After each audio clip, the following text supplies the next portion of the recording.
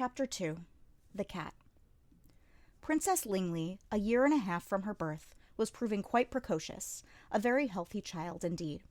Mama wasn't a big fan of children, but even she had to admit that the princess was endearing. It was certainly more pleasant taking care of her than looking after one of the girls who had been sold into the brothel. There's no creature in the world so insufferable as a preteen girl. The princess had graduated from holding on to things in order to get around to walking on her own, and recently to jogging short distances. Consort Gyokyo watched her pound around with a touch of concern. "I wonder if this residence is starting to get a little small for her," she said. The Jade Pavilion was hardly cramped, but it wasn't healthy for a child to play inside all the time. There was a central garden as well, but soon it wouldn't be enough to hold the princess's interest. Perhaps it might be all right to take her for a little walk. Gyokyo was uncommonly open-minded. Most nobles felt that young ladies of prominent heritage should spend their days safely indoors, swaddled in the finest silks. Evidently, Consort Gyokyo didn't agree.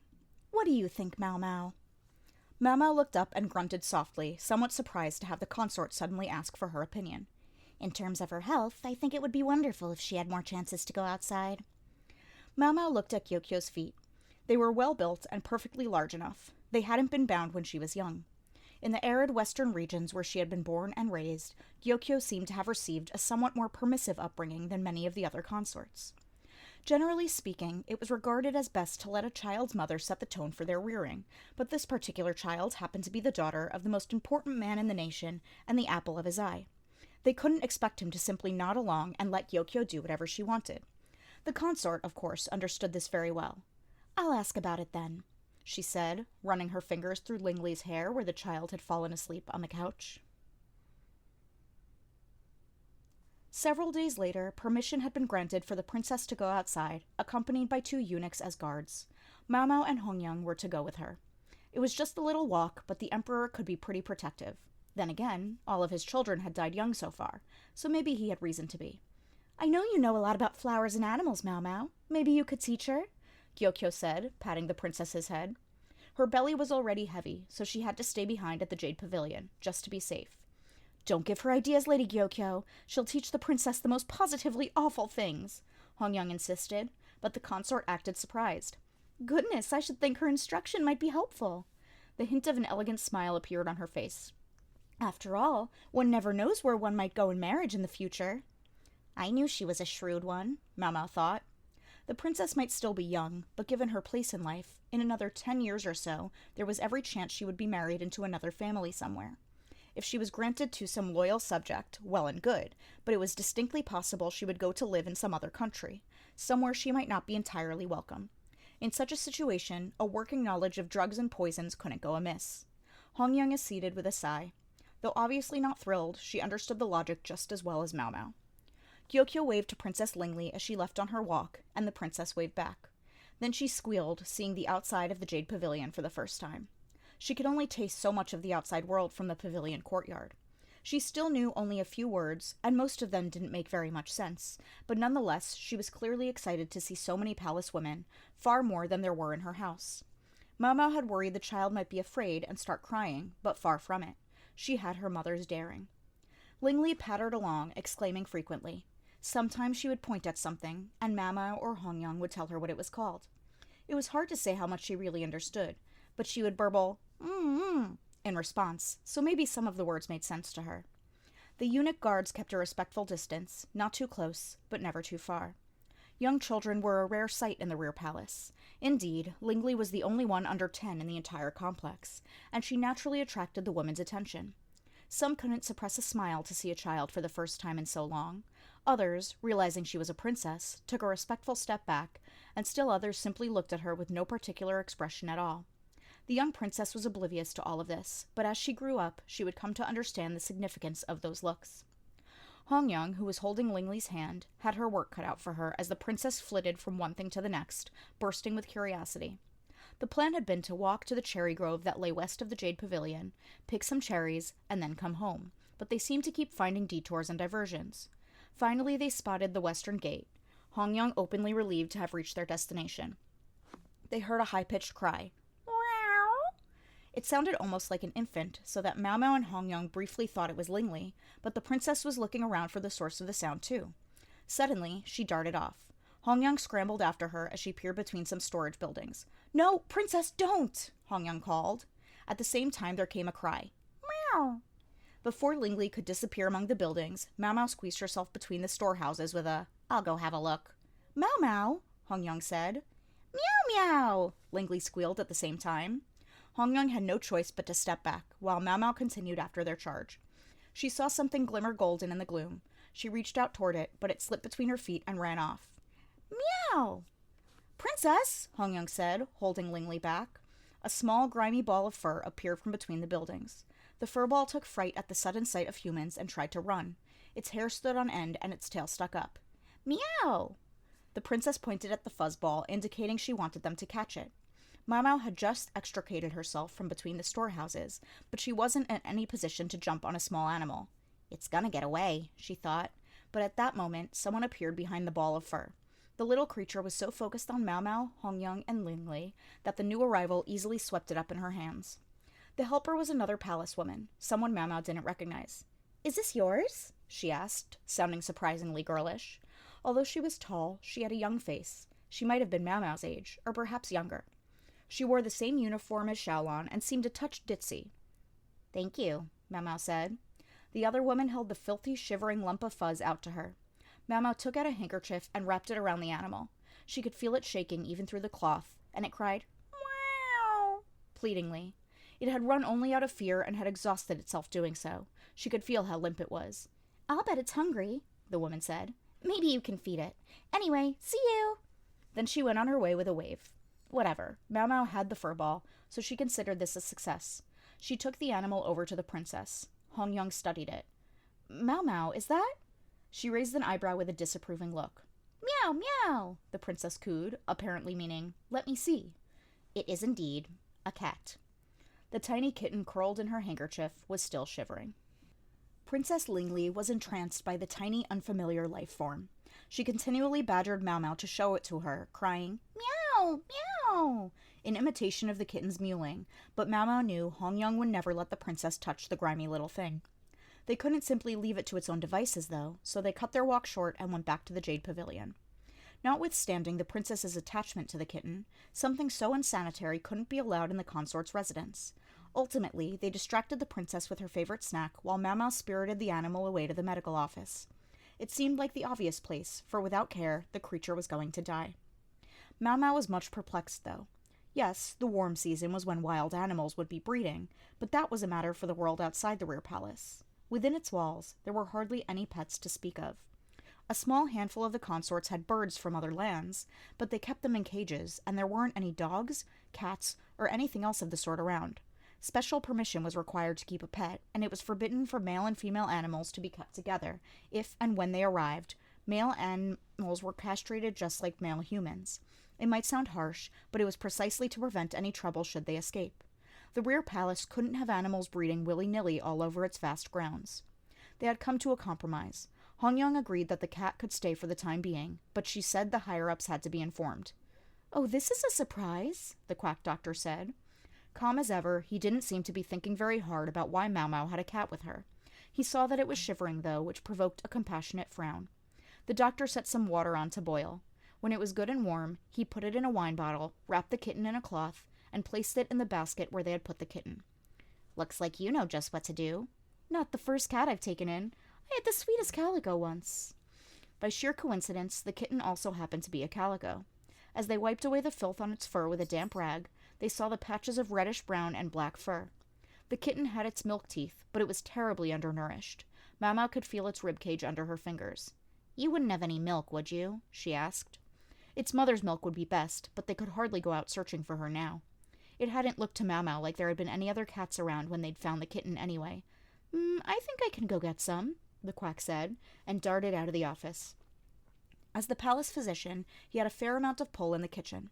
As Mao Mao continued to rub the milk-starved kitten with a rag, she picked fleas off it, tossing them in oil to kill them. She would have liked to simply dip the animal in some hot water to get rid of them all at once, but considering the kitten's physical state, wiping it down was the most she could do. A few minutes later, the doctor came trotting back with a stew pot. "They had goat's milk at least." He held out the pot. Mao Mao dipped a finger into it and found it was exactly the right temperature. She made sure her fingertip was wet with milk, then brought it to the kitten's mouth. The tiny animal began half nibbling, half lapping at her finger. She did this several times, the quack watching them both fondly. "What a sweetie," he said. Mau hated to take advantage of him just because he was acting like an especially soft touch, but she decided to ask him for one more favor. "Would it be possible for you to obtain some tripe?" Given the number of people in the rear palace, the kitchen must slaughter several animals every day. Sausage was occasionally served at mealtimes, so Mau knew they didn't simply throw the organs away. "Tripe? Well, I suppose, but whatever for?" The kitten was so weak that it seemed like it would be a while until it had recovered enough to drink milk from a saucer. Feeding it one fingertip worth at a time, though, was time-consuming. Mau had thought she might be able to appropriate some intestines to stimulate a parent's nipple.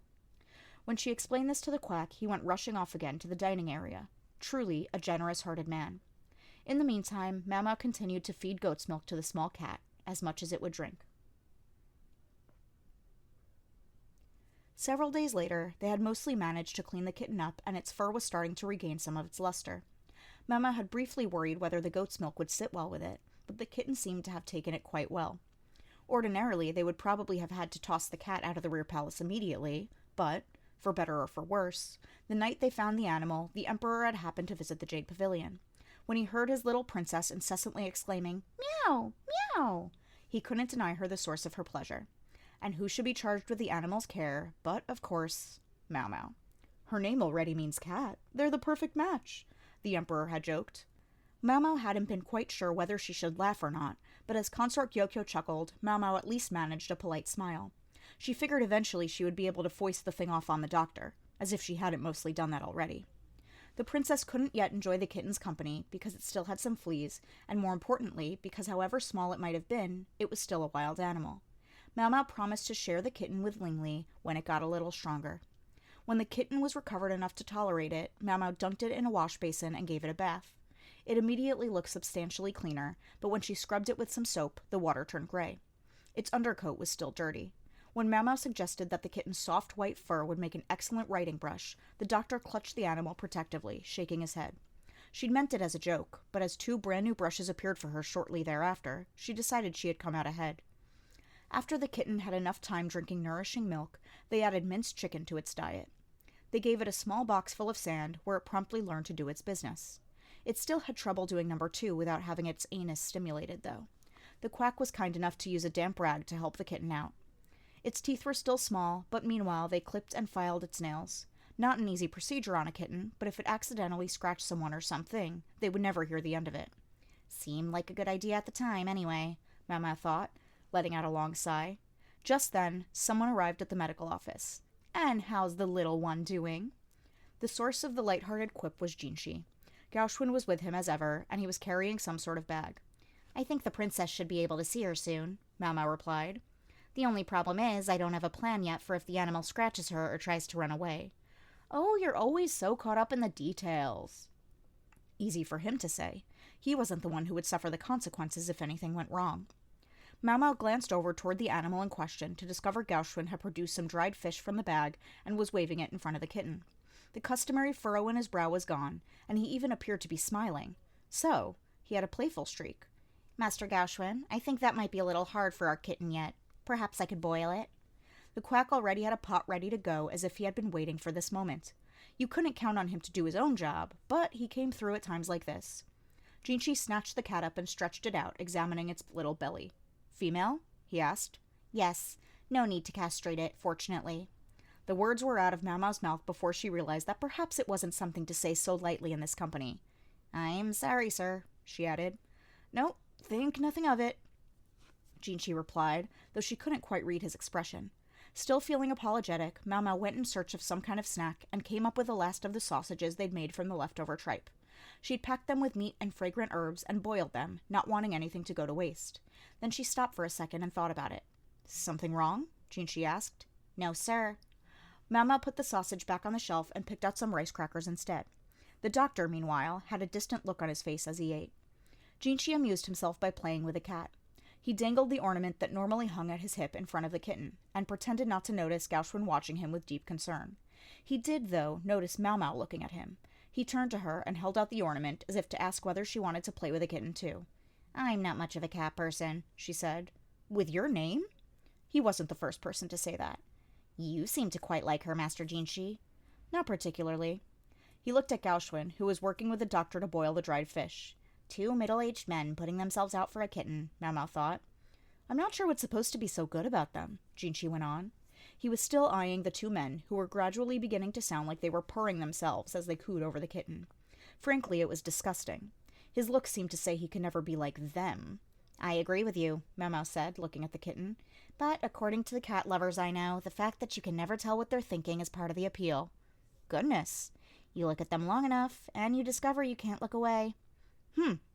Then, gradually, you find yourself eager to pet the cat. I see. It may annoy you that they act affectionate only when you have food, remaining aloof at all other times. Yes. But when you're in that deep, all you can really do is forgive them their foibles. Finally, Jinshi didn't respond at all. Over time, Mau Mau was given to understand, one came to want to kiss the cat, even though it wouldn't like it, then to play with its cute little toe beans, and finally to touch the fuzzy-wuzzy belly, even knowing a good scratching was the inevitable result. Mau Mau saw it as positively unsanitary to do such things with an animal that went around who knew where doing who knew what, but cat lovers apparently couldn't help themselves. She looked at Jinshi, full of disdain for all this, to discover the kitten on his face. Whatever are you doing, Master Jinshi? If he wanted to touch the cat's fuzzy-wuzzy belly, fine, but Mau Mau glanced out the window, worried what might happen if someone were to see him that way. Oh, nothing, Jinshi said, but I feel like maybe I have more sympathy for those cat people than I did before. He sounded as if he'd come to some sort of deep realization. Let us prescind from the question of exactly what he had realized. I see. Well, it appears the fish is ready. Yes, of course. Realizing that Gaoxuan and the doctor were looking in his direction, Jinshi quickly put the cat down. What were you doing, sir?